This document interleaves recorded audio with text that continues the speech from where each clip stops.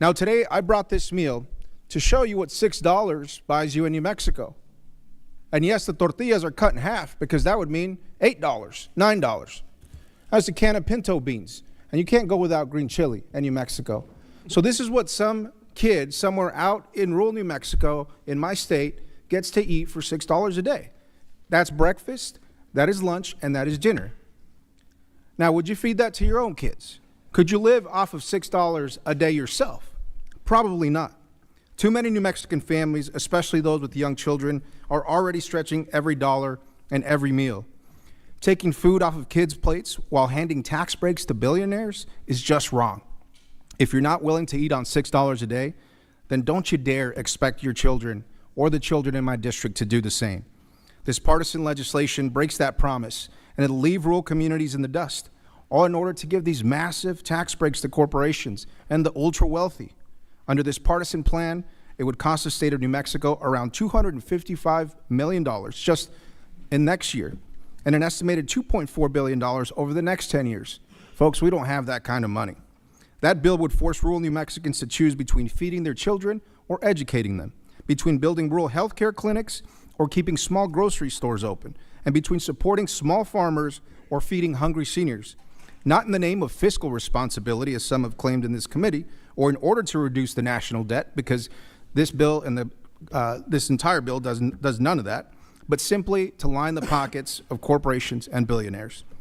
Hungry people can't work, hungry kids can't learn, hungry families can't raise their children, and a hungry nation cannot prosper.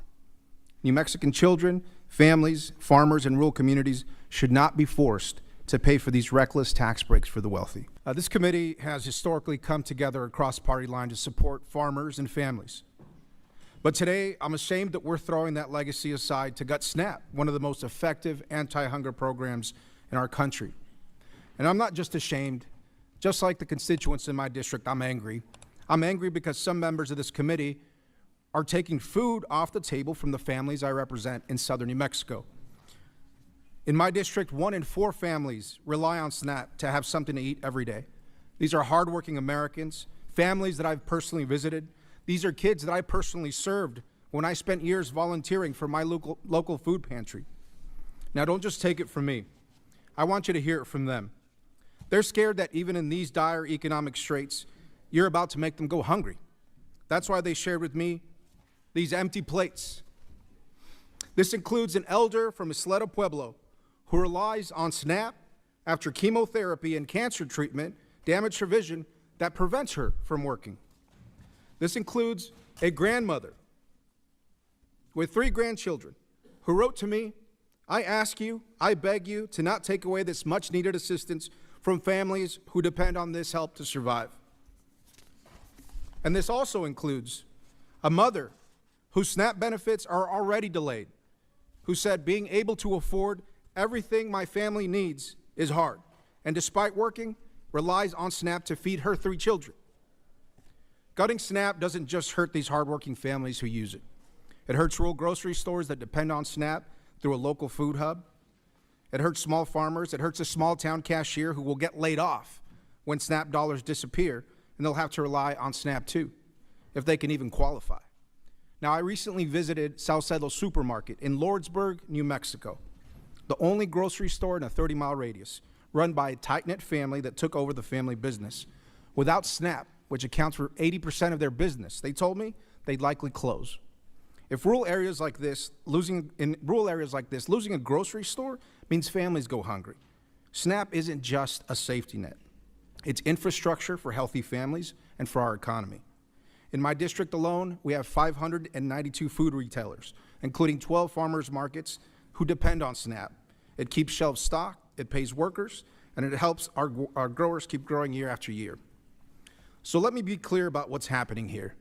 In this committee, some are proposing taking $300 billion out of the hands of working, hungry families. And down the hall, my colleagues across the aisle in Energy and Commerce are cutting Medicaid and health care, also that the majority in Ways and Means can give more tax breaks to the wealthy. Honestly, who do we all work for? I work for the good, hardworking people of New Mexico, honest Americans struggling to make ends meet. This isn't reform. This isn't fiscal responsibility. This is theft, plain and simple. And it's rural families, it's veterans, it's seniors, farmers and ranchers who are footing the bill. But it's not just snap cuts that concern me. It's the fact that by going down this road, we're abandoning the Farm Bill.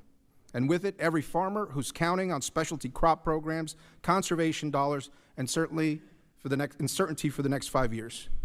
Mr. Chairman, the people in my district didn't send me here to watch their livelihoods get turned into bargaining chips.